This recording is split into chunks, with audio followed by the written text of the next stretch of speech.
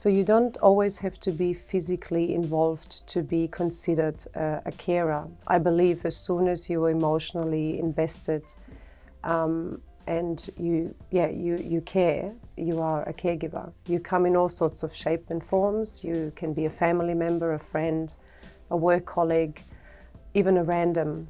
I believe when there's a connection formed and there is a care element, then it can be considered as a carer. With a cancer diagnosis, when a cancer diagnosis hits, it's not just the patient's life which is turned upside down, it's also the patient networks, which again can be considered as carers. Also their life dramatically changed.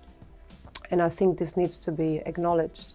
And more we learn about that as well. It's not just the patient journey, it's also the carer's journey. And none of those parties are choosing that change.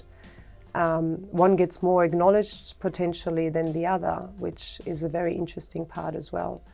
But it's more about the identification of that you're caring, you are a carer, and giving yourself permission to reach out, because your role is as important as, you know, the patient getting better or the care team of the patient. So I believe, it's about identifying also yourself that you're involved in a caring role is very important.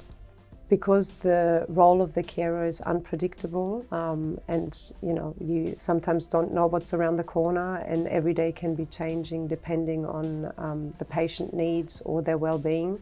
It is very important for family members or carers to stay well and to make sure that they are keeping on top of their own life.